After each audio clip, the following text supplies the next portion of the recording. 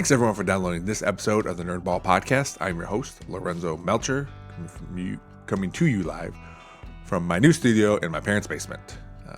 This space has worked out really great. I actually don't have to clean my stuff up from time to time, so it makes setting up and tearing down easy when you don't have to do it. So thanks to my parents, and I guess my little sister too, for letting me be in their basement and disturbing their Sundays from time to time. Thanks to all of you for always liking, sharing, subscribing, downloading to the podcast. If you want to know any information about the podcast, just search the Nerdball Podcast on any social media. We should pop up, and if we're not on there, let me know, and we'll get that under our wing as well. Go on YouTube, search the Nerdball Podcast, subscribe there, hit that little bell. Doesn't cost you anything, and you get to see me talk to people and not just hear me. And if you just like to hear me, that's fine too. But if you would like and share or subscribe or download or anything from whatever you're listening to, give us a review. I have a couple of those. Rate us, that'd be great. Just get the podcast out there. But thank you as always for doing whatever you do to help the podcast. That's it. This episode was a great episode. My guest talked a lot about Perrysburg schools, and because we were both involved in that. So this is had some great stories about philanthropy. It was awesome. It was great episode. So look forward to you listening. Again, reach us at anything. Just search Nerdball Podcast. Thanks. I'm Jeff Abke, and this is the Nerdball Podcast.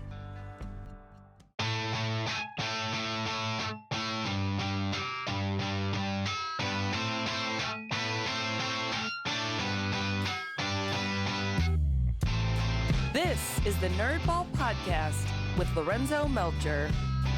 Thanks, Jeff, for coming on my podcast. Yeah. I'm real excited because I always say, especially when it's someone, the level of knowledge between us is like enough where we're like, hey man, how's it going? How's the family? All that stuff. But then I get to talk to you for an hour and find out a bunch more stuff. So it's a lot of fun. Yeah, well, I'm excited. Like I said, I don't know what I don't know just yet. But when you reached out, I was like, sure, I know this will be fun. So it'll be a good time. I'm looking forward to it. I also want to point out your sweatshirt too. I saw those for sale, and I would always go put one in the cart, and then I was like, I had to come back to it, do whatever, and I never end up getting them. But they look pretty cool. Yeah, this turned out well. So this is actually the one of a kind. Because this is the Perrysburg Schools Foundation. Okay, one. all right. There is one, a Buzz themed one Yes. that we actually just got the deliveries late last week. So those will nice. start seeing those in the community in the next few days, I'm sure. Yeah, those are pretty neat. And You don't get many chances to wear this, so I put it on for you today, Lorenzo. well, thank you. Yeah. I have Christmas. I love the Charlie Brown and the Peanuts. So I have a Thanksgiving shirt, which I've just realized right now I didn't wear on Thanksgiving. And I have 2 Christmas shirts. So like you said, you only get to wear them so many times. Yeah, So. make it get your good return on investment, right?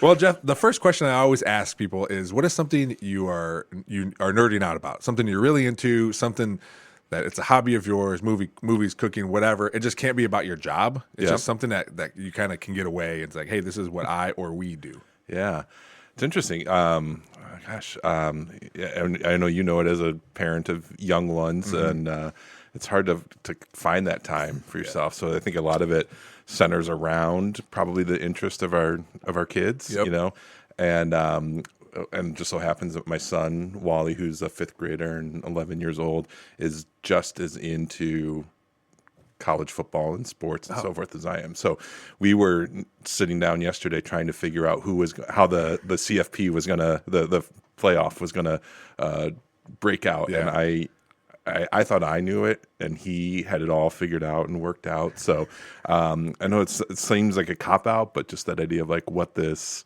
new college football playoff is going to look like, and right, wrong, like it, don't like it, whatever it is, it's going to be interesting to see how it all shakes out. So right now, the last 48 hours, that's been what I've been nerding out about is The playoff. the playoffs. Yeah.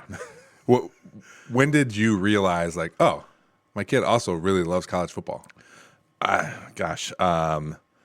Probably about the time he could start reading, like, well, we say reading the newspaper, but like reading the pages, like Scrolling scrolling the pages and watching the scores on the bottom, Yeah. and who knows this and who knows that, and what team this person on, and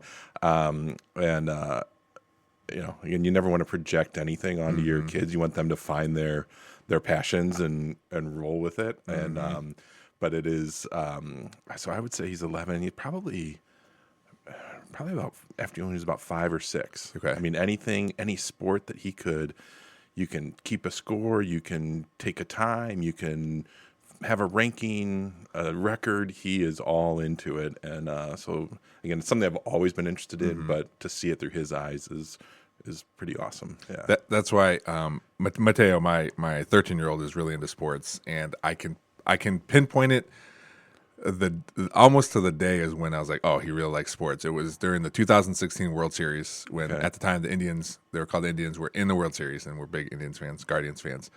And we were just watching baseball. I think it was actually the ALCS, and he was on the couch and he was like, oh, so if you hit a foul ball, you get to try it again.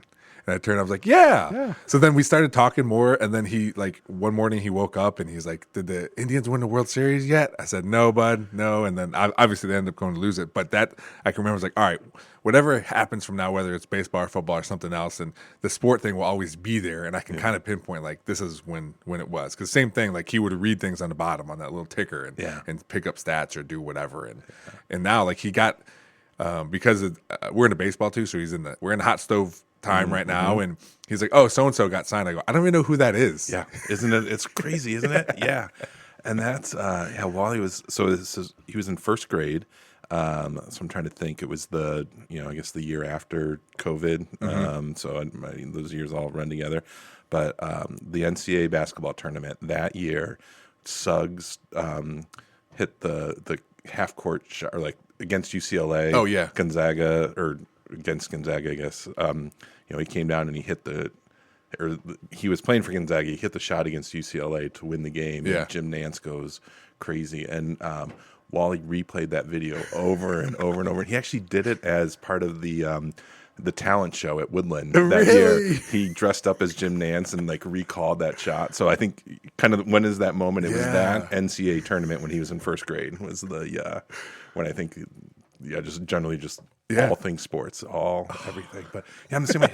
We'll be watching the NBA play, highlights or something. We're not anti-NBA. We just don't watch a ton of NBA. Yeah. And we'll see a shot, and he'll know exactly who that was, who they played for, what 3 other teams they've played for since they left college. I'm like, how do you know these things? Like, I mean, it's different if it's a team that the whole family's behind. Like, he just soaks it all in. It's fun. So, I know that the thing. I don't know if he plays video games or not, but I know Mateo plays video games, so that's where he picks up a lot of information. Because when I grew up playing video games, and when a game came out, that was it. You couldn't update it. You couldn't do anything, whatever. And now every week a roster could change, and everything gets updated.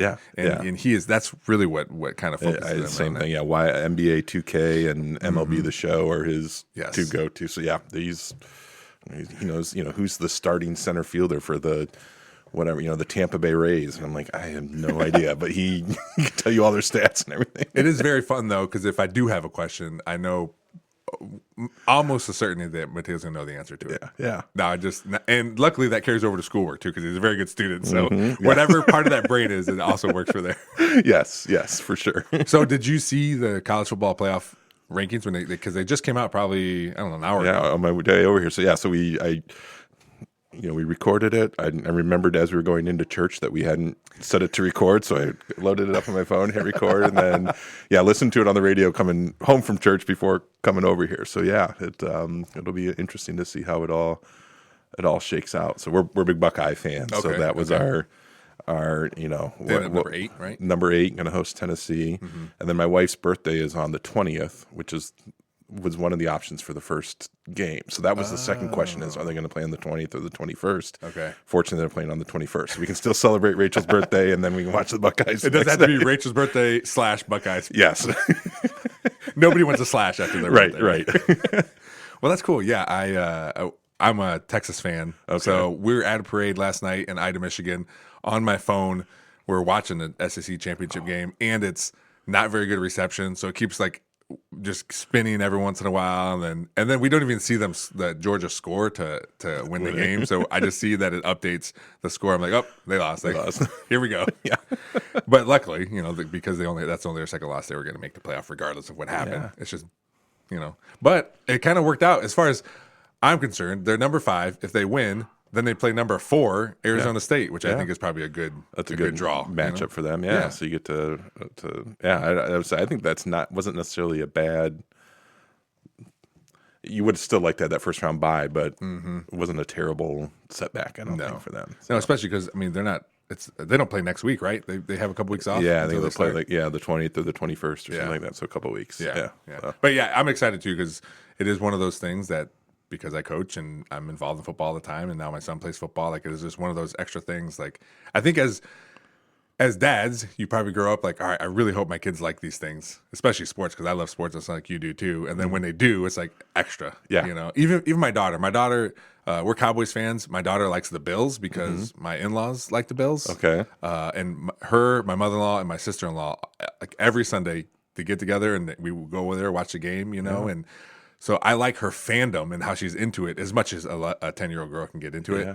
It's mostly about Josh Allen, but hey, she watches for a little bit and then does whatever. Yeah, I like that part of it. And I've got an 8-year-old. Millie is a second grader. Same thing. She gets sports, understands it. She is creative as all get out. From just she's going to be on Broadway or something some way, and does all kinds of crafts. But she will take a person's fandom, and then make a craft based on that. Oh, really? Oh, that's so awesome. Like she knows Wally's favorite team, so she'll make him a little bracelet with the colors of, the Cincinnati Reds or the Bengals or whatever it is, and it's fun. It's just seeing things through Dad's point of view. It's just everybody tries to prepare you for it, and then it just blows it out. It's that awesome, and then times a million. It's great. You can be prepared all you want, but it won't prepare you for the things they say and do. Yeah, it's fun. I saw a video this morning. It was a baby, and probably I don't know, not quite a year old yet, but not a newborn, and it was sleeping completely face down, and just sleeping with its head right in the sheets. And someone made a comment, it's like, babies are actively trying to kill themselves all the time, and they don't care. Like they have no regard for their own safety. Yes. Like baby's just sleeping with its head. Just sleeping with head in the sheets, right? They don't care. Well, the good thing about sports, obviously, is it's year round. There's always someone to root for. It sounds like you like baseball, you like pro football, and watch some basketball. What? And you mentioned some other teams. You mentioned Cincinnati? Did you grow up around here or Cincinnati? Or yeah, so I grew up in Perrysburg. Okay. So to me, football was played on Saturdays. That was the big, college football was the important one, and then Sunday was always like, it's kind of nice that it's on. So never really had a big NFL rooting fan. You grew up here. The Browns are on, the Lions are on. Yeah. But then I lived.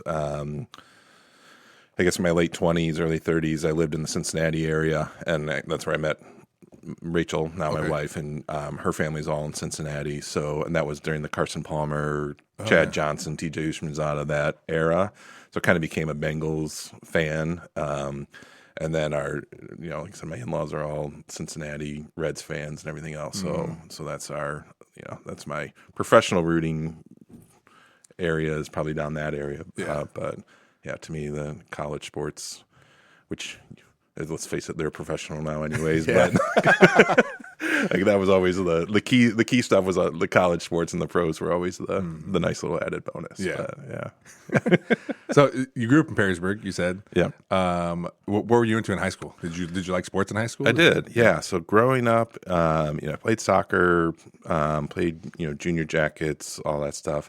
When I was in high school, I played on the tennis team. I played for Coach Rava and that, and so that was my thing athletically. But I was heavily involved in student council. Did some of the theater productions with Mr. Gentry, and that I guess I actually am a part of the International Thespian Society. Yeah. And but I was never the star. Let's put it that way. But I was enjoyed that quite a bit. So those were a lot of the areas. I fully took advantage in all the right ways of the Perrysburg experience.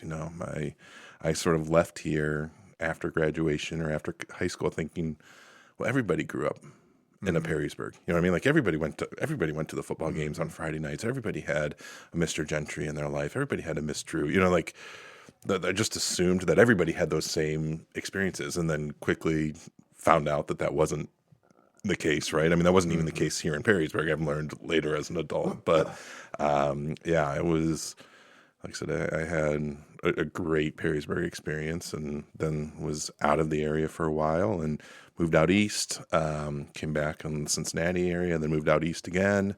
And then we moved back here 11 years ago, just as we were right after our son was born, and because we knew we wanted to raise our family in a community like Perrysburg. So it's been great. Yeah. The comment you made about, I thought this is everyone's experience. That's what I try to instill in especially in the football players, because they're going to be graduating, the seniors, and let them know like you're kind of in a bubble. Yeah. And Perrysburg isn't alone. There's bubbles all over the country, right? Where like this is what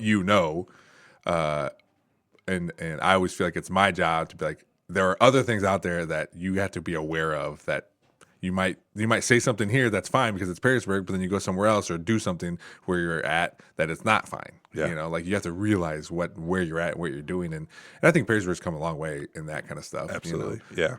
I graduated in 2003 from Perrysburg, and it's a lot different 20 years ago than it was now. And I feel good. I feel good about that, because I feel like we're, like I said, going in a good trajectory. Yeah. And I was just ahead of you a little more years than I'd like to say, but I graduated in 96. So okay. I'm creeping up on 30 years ago, I guess, at this point. But and it's as much as it's changed, right? Like I think we had 280 or maybe 290 kids in my graduating class, and now they're almost twice that, or we're at 470, 480. Oh, wow, yeah. So, and things grow in 30 years, right? I understand that. And, obviously Perrysburg, physically, growth has happened in sizes.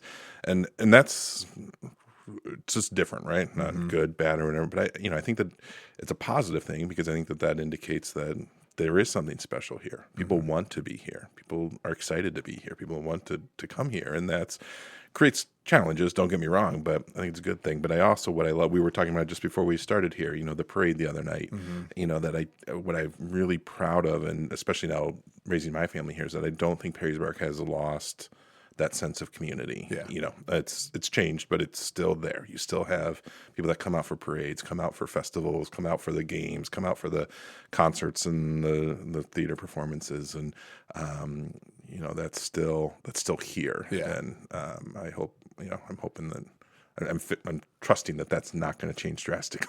Yeah, I don't think it will, and I notice it. Obviously, I noticed that sense of community at football games. Whenever we have home football games, or even away games, that Anthony Wayne game, the student section there, I don't know if you went or not, it was unbelievable. Yeah. And they were there at 5:30 before, and the game starts at 7, and just to see them, and we had a new coach.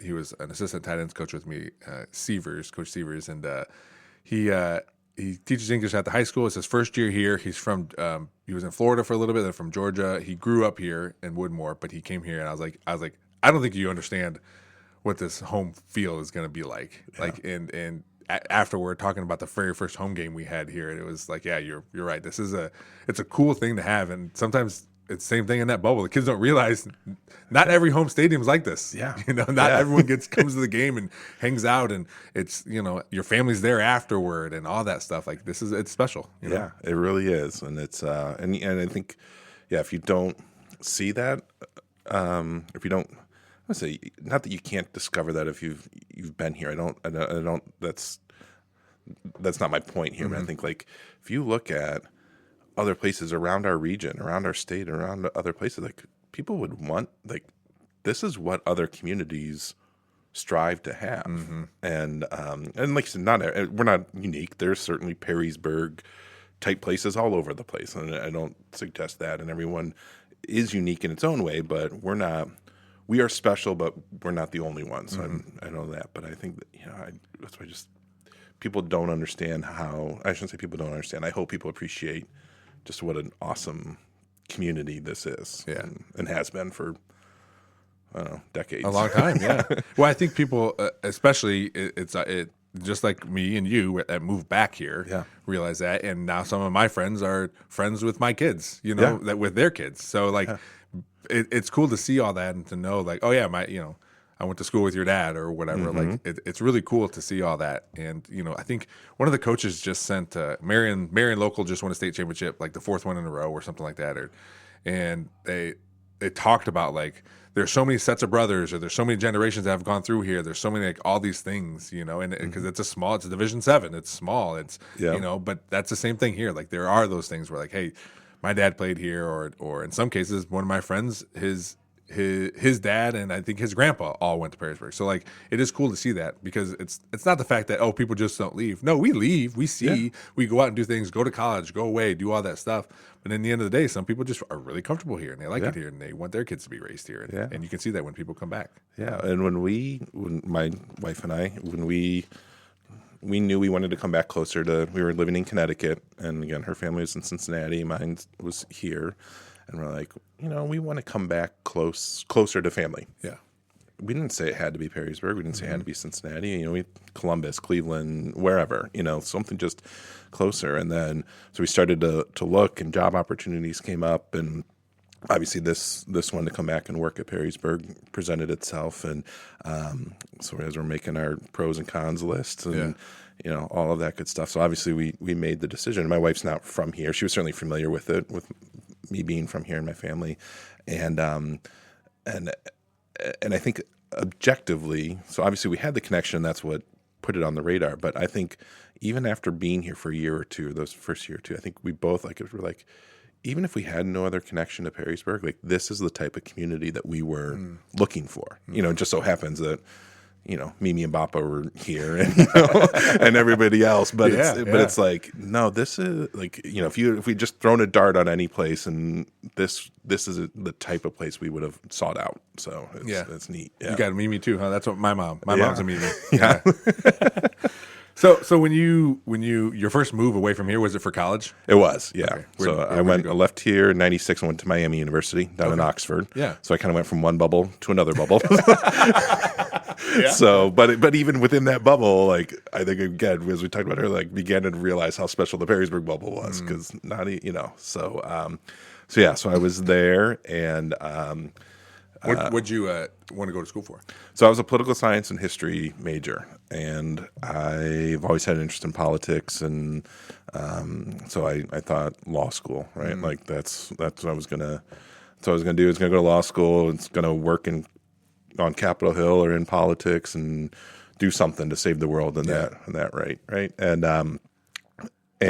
I had an opportunity to intern the summer between my junior and senior year in D.C. I worked for then Senator DeWine in his office, and had a great summer, great experience. I think I left there though thinking like, oh, maybe it's different than I thought. Again, not an indictment on it, just different, right? And not what you wanted. Yeah. And so I was kind of had this law school thing in my mind, and I was like, wait, why am I going to go to law school? I had no interest in being a lawyer, but I was like, what else do you do with political science and history, right? Like you go to law school, and I'm like, well, I don't really want to be a lawyer, so let's not go to law school. Yeah. But I was really active with the Miami University Student Foundation when I was there, and that's a student group that was sponsored by their alumni office and development office. And we were kind of student ambassadors at homecomings and reunions and football games and tour guides and those types of things. So during my senior year, then I kind of realized like that could be a job. The universities have big buildings full of people that do that type of work. And I was like, oh yeah, I guess so. Yeah. So that's how I got into this. I found a job online, during that, right after my senior year at Miami, which would have been in 2000, I took a job at St. Lawrence University up in northern New York State, right up in the Adirondacks, right on the Canadian border up, right where kind of Vermont, New York, and Canada come together. Mm-hmm. And I was their assistant director of alumni and parent programs. So I was the alumni chapter liaison for a 22-year-old kid who didn't know anybody else in Canton, New York, which is where St. Lawrence is. It's a beautiful It's a tiny little town, great people, awesome place, but small. And did you get asked a lot of questions like, "Oh, when did you graduate from here?" yeah, exactly. Yeah, some of that. Or when I told them I went to school at Miami, they're like, "Oh, this is a big difference from Oh, there." yeah. Yeah. I'm like, "Well, it's in Ohio, so yes, it is still really, really cold and snowy here. So different than Southern Ohio, but not as drastic as you think." Or a lot of people would be like, "So I've got to go to Iowa. How far is that?" I was like, "Well, okay, Ohio and Iowa are not the same places." So that was a big one out there too. Yeah. So I worked in the alumni office. I traveled all over to all their different alumni chapters all over the country and helped them plan and organize and do events. And then I did some young alumni fundraising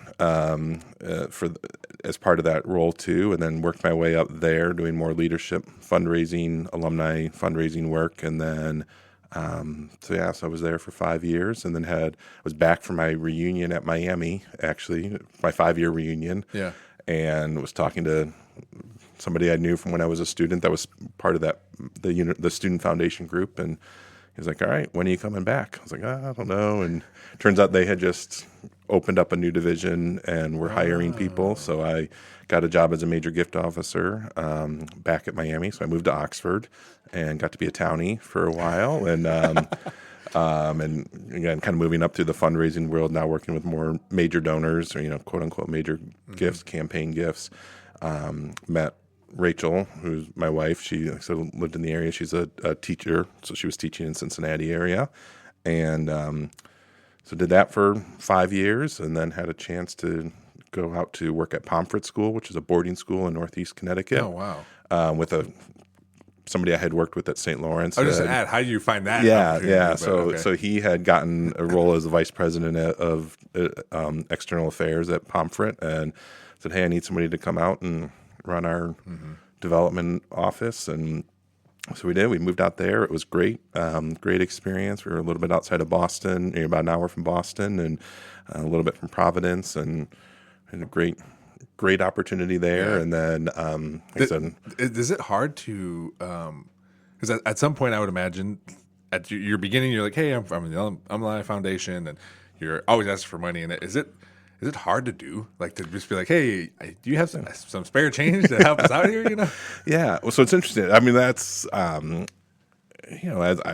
say that to people just about any job. I'm like, that's got to be hard. I mean, let's face it, jobs are hard unless you have the desire and the passion and the skill set. Not that it's easy. I don't suggest that, but I feel fortunate to get to do what I've done. So 25 years now or so.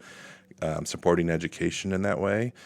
And what I found is that, intrinsically, I think people are generous and they want to make a difference. And so really it's the people that I'm working with and talking to, they're looking for a way to make that difference, right?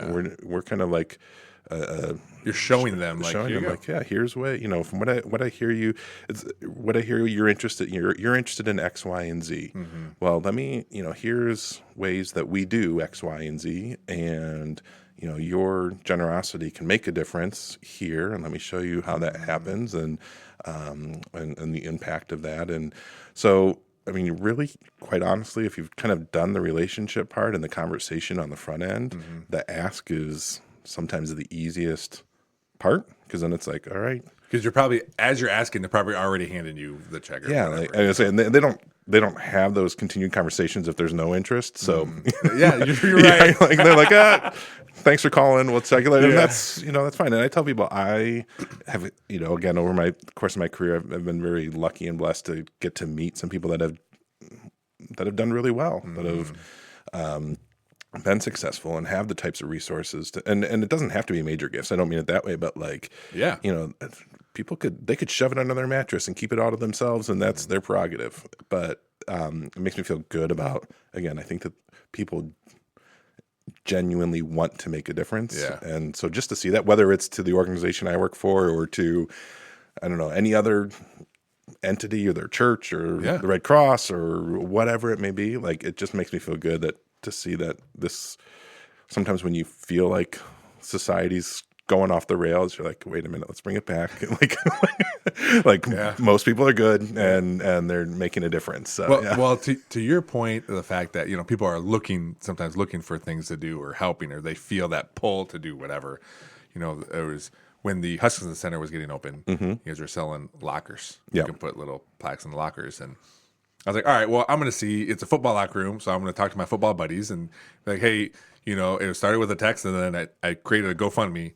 I think they were $2,500 a piece. It's for our buddy Tyler Custer, who passed away from suicide shortly after high school. And we're like, we're going to get one for him. Cool. So I put it on my Facebook page, and then people started commenting on it. And they're like, well, what about this person? What about this person? And I'm like, all right, well, I'm doing this for what I want to do. If you want to donate, great. Yeah. If you don't, then we can start another one or try something else or whatever. So the money got so much where we got 2 lockers, which I was blown away. Yes. $5,000. Yes, $5,000. So then we were able to say, then it started on, then we put it on our class page. And I was like, all right, guys, here's one for Tyler. Here's the other one. I think it should say this. And it said in memory of all those we lost or whatever, class of 2023 or 2003. And we were able to do all this, and it matched up perfectly because GoFundMe has to take some money, right? And we made just enough where we had 0. Like, it was enough for the 2 lockers and enough to pay GoFundMe, and it was perfect. I'm like, man, that's to your point. It's like, man, this is great because people are just 10, 5, 20, whatever. Yeah. And we raised all this money for 2 lockers that can be there for as long as whatever it says. I don't know if it's forever or what. But, they'll be up there. Yeah. If you start noticing them fall off, let me know. We'll do. We do get a couple every year that we're like, we need to go back up there. But no, that's a great, well, first, thank you for doing that. I remember working with you on that. Yeah, and it is, I think, and I tell people working for an organization like Perrysburg Schools, if you, as a donor, community member, parent, whatever it may be, if you have a passion for something, there's a good chance that we touch that in some way. Certainly if it's athletics, if it's the arts, if it's teaching kids to read, we do that. If it's feeding hungry kids, if it's whatever it may be, we can find that there's a way that your generosity can make an impact for us. I mean, the type of organization we are and as large as we are. And so it's fun, right? Like, I get to sit down and hear people's stories and what difference do they want to make? And there's been very rare times when I'll be like, I'm sorry, we don't have anything for you. But in the case that is, chances are I'll be like, you know what, I've got a colleague that works for this organization or that organization. Let me connect you with them, and that way you can, your passion can still get served. Maybe it is somewhere else. Yeah. But again, the nice thing is within the school community, we probably have something that's going to match up with what their interest is. Yeah, and it's and like I said, I've done this at places I've been connected to, Maimi and now here, but I've also done it at places I had no connection to before starting working there. And both are different. It's a different approach. But what I've really, and this isn't just spinning it, what I truly enjoy is getting to meet the people who are just neat people who, again, they've had their stories are so interesting and how and sometimes it's not massive success, like what we would call financial success, right? Like, they've got skills that they want to share with the next generation coming up. They've got connections that they want to, line up a student to come work at their business or come learn about what they're doing. When I worked at Maimi, there was a woman, Marilyn Miller is her name, and I need to do some follow up to see, where she is now, but she graduated from Miami in the 50s and lived in New York, worked on Broadway, very modest, modest apartment, not extravagant. But her story, I mean, she had won a Tony Award. She had been doing that. She was more on the back side, lighting and sound and the behind the stage things. And having a conversation with her one time, she didn't think that, she's like, well, I don't have money. I can't do anything. I was like, Marilyn, your experience and your connections, we have students that want to do what you have done. Yeah. And don't short that, and so she would host interns and bring people to New York and introduce them to the right people. And then she did eventually make a significant gift for a scholarship for students that were wanting to go into the technical side of theater. But again, I don't think in her head, she didn't have a big check to write. It turns out she didn't have through some estate planning things, but the value and the impact that she made, even outside of the dollars, was to those however many dozens of students she hosted as interns or whatever were immeasurable. Yeah. And so it's fun. And she's just a fun, neat lady, right? Yeah. Like I think that's what people don't realize, especially I think people when opportunities like that, or for me for coaching, is like you realize these things when someone tells it to you. Like right during the season, we're coaching football. This is what we're doing.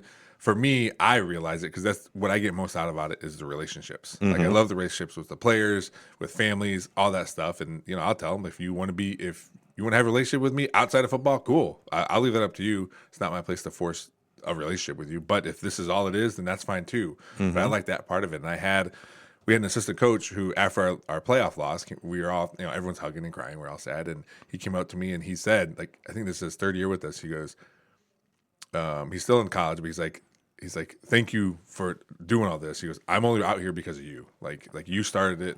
And now I really love it and all this stuff. So like all that thing. And I told him like, this is why, like, I want to do this. And having all those stories, like, yeah, do we want to win a championship? Yeah, everyone does. And that'd be great. But all these things that add to society as they leave and do other things. And Coach Connor talks about that at our banquet where he says, we're building not just football program, we're building good human beings, good husbands and fathers, and that's what we're trying to do. And as you get older, and hopefully they see that, at some point they will, hopefully. Yeah. Well, and I think athletics is a great analogy there, right? Like, because trophies are awesome, right? Like everybody loves a trophy, and that's not to discredit that type of success. So I don't mean it that way, but like if you think about even in my own somewhat mediocre athletic career, like where do you learn the most from it? And it could be in your professional experience too. Yeah. Like, you close that deal, whatever that is, you complete that project,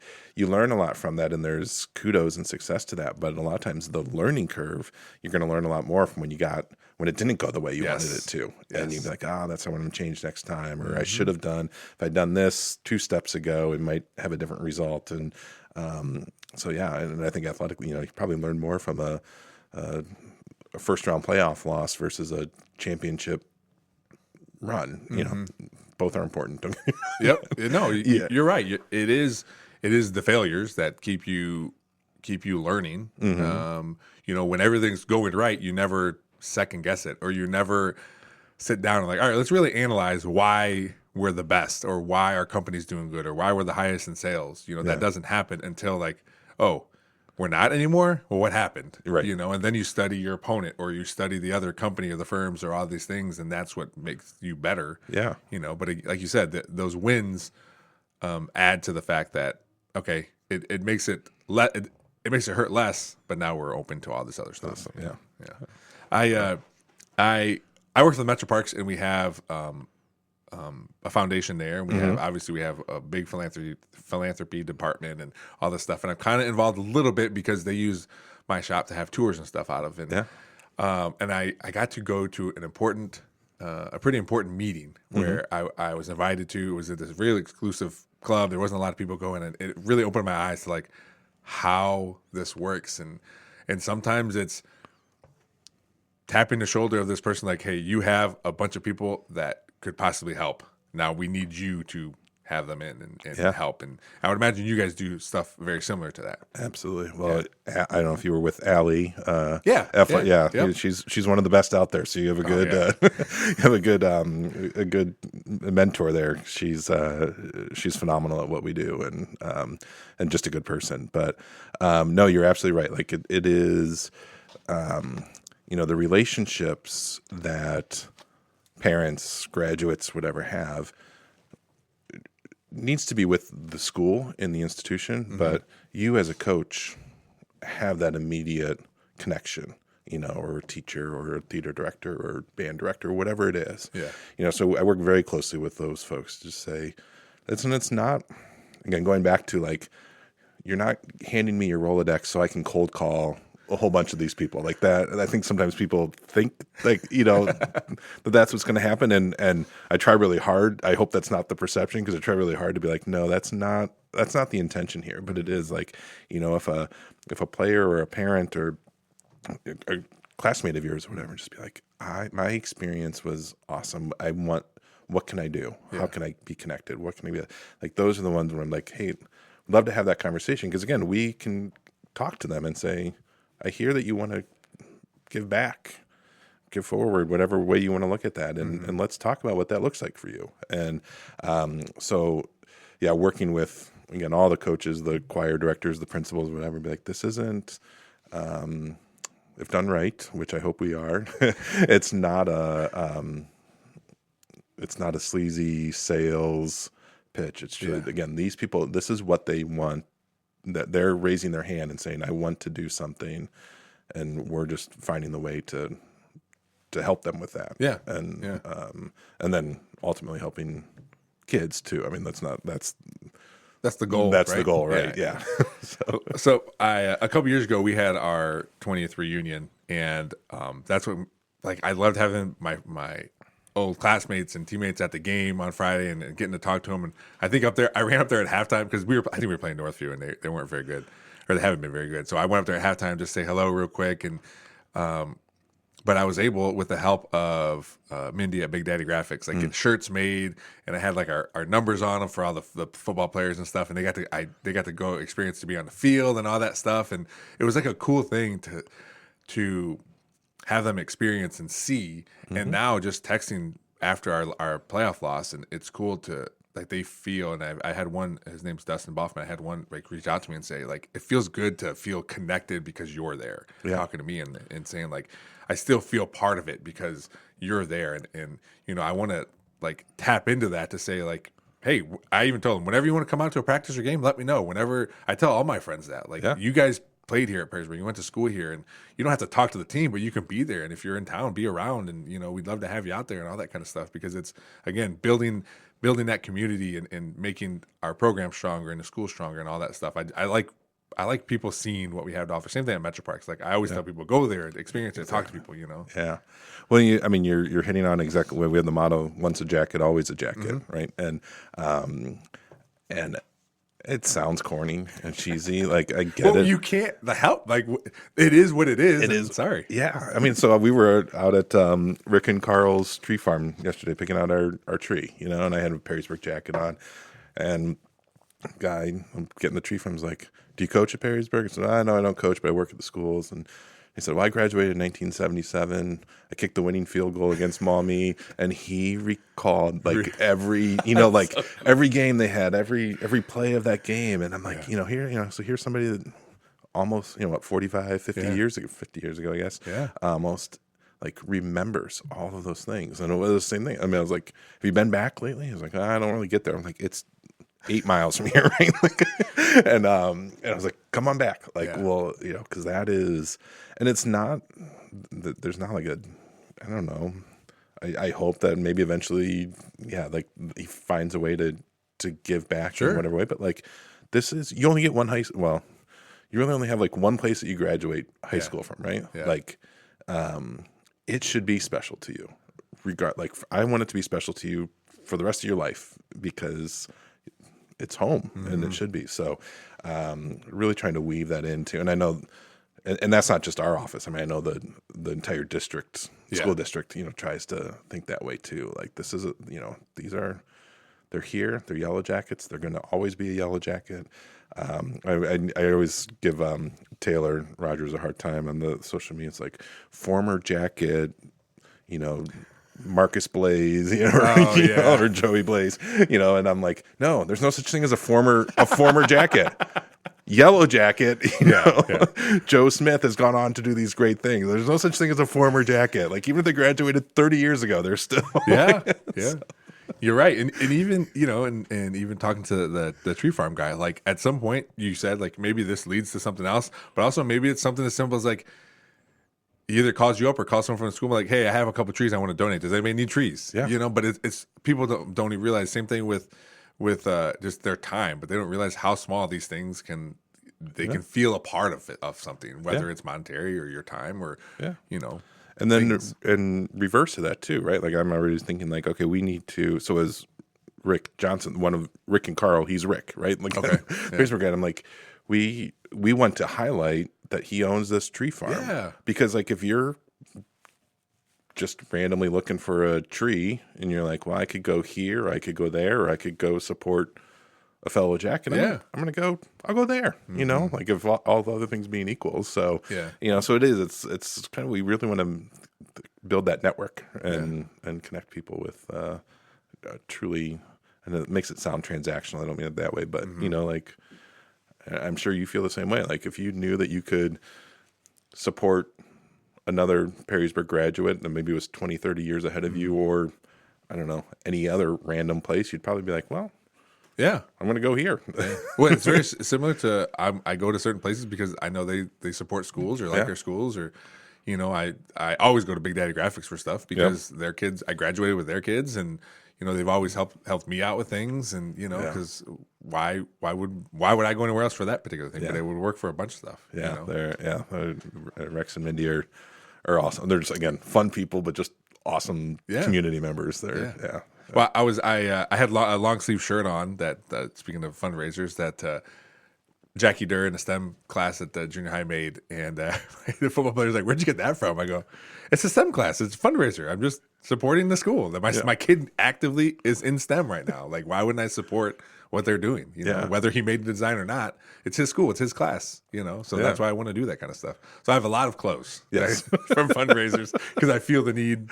That's how I feel. Like, okay, I'm donating money or giving them money, but I'm also getting something that I can wear that I would probably wear anyway. There was a point where I would, every Friday night for pregame, I would wear a different, not a football shirt. It'd be bowling or STEM, or I think I wore a band shirt one time just to show like, hey, you're all here for football. Yeah. But there's also these other things that exist too, so. Well, I had to laugh. So my dad and I were down in Columbus for the game that didn't go so well for us Buckeye fans. It was cold as all get out, which made it worse. So I was looking for enough clothes to layer up and stay warm, and I realized like everything I have is black and white. I was like, and that's a change from growing up. Everything I had was Ohio State, and even and beyond. I'm like, man, I need to. If I want to be warm, it's going to have to say Perrysburg something on it.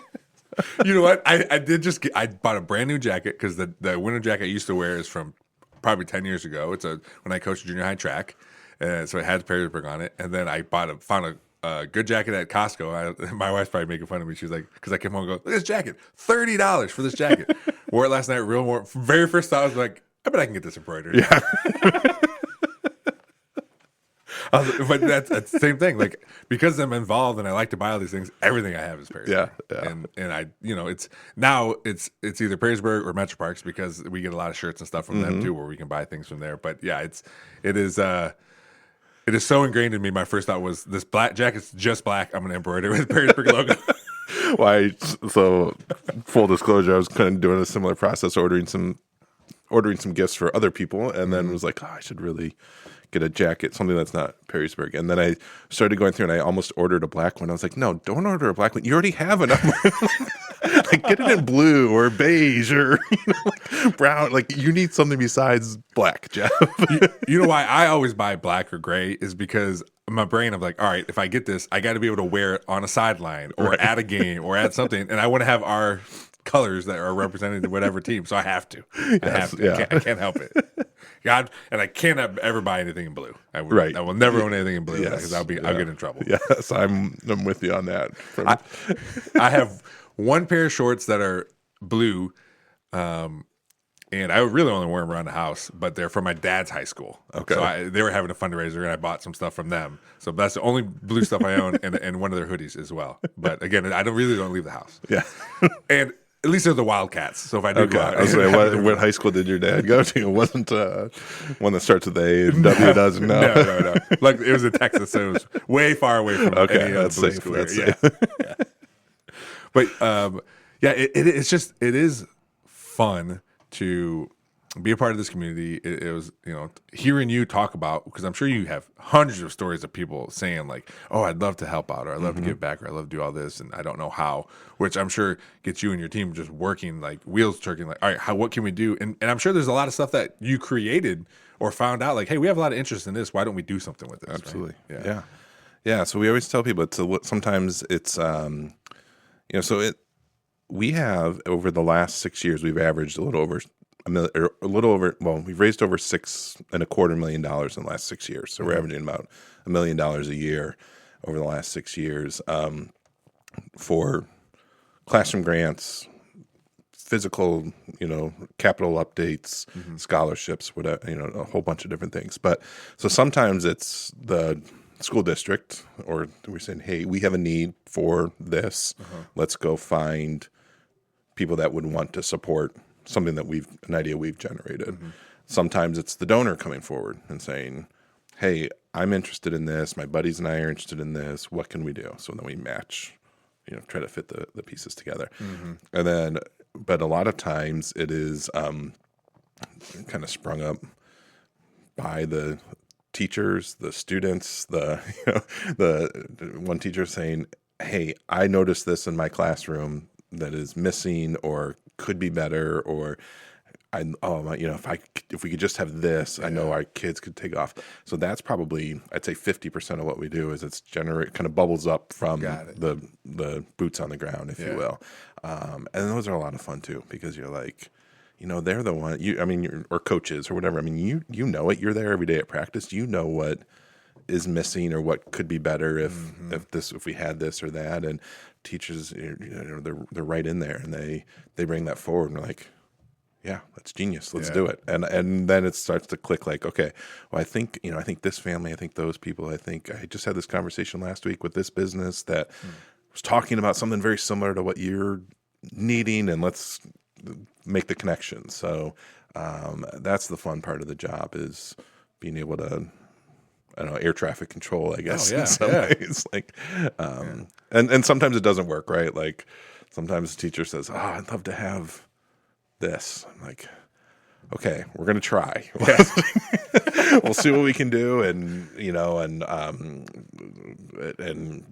But sometimes that's all they ask. Or sometimes it happens sometimes it happens 2 or 3 years later, because it's just not, the momentum's not there, or the donors aren't there. And then it's like, I remember, Mr. Smith talking about that 2 years ago. Let me see if there's still a need, and then it happens. So it's fun. Or a new grant. That's one thing I noticed being involved a little bit, hearing people talk about, is grants and how important those are. And for us, because so much construction is happening at the Glass City Metro Park, all downtown, sometimes things get moved up. We're like, wait, why'd that get moved up? We're like, well, we just got a grant. We didn't think it was going to take us 4 years to get, and we got it. Yeah. So now, and there's timetables for those things. Yeah. And, so there's a lot of things that I'm learning too, but grants are a huge help in that for a lot of the stuff that you do, I would imagine. Exactly. Yeah. And so we work a lot with, a lot of the grants that we tend to seek out are either from family foundations or community foundation. We get some, like, what I'll call government, state grants, federal grants. That's more in the teaching and learning department, the curricular department. Okay. But those Perrysburg tends not to be the communities that that benefit from that as much. But yeah, you're absolutely right. Like sometimes kind of when you talk about the prioritization of different projects, and you're like, well, why did this happen? I'm like, well, we had this family foundation was interested in supporting that, and it moved it up, and that works well being in an organization like ours, because there's always need, right? And there's always projects. So it's the grant world is an interesting and fun one. It and it's and I'll give an example too. We had we had a very generous donation to the school's foundation from a woman named Mary Cranker, and this was.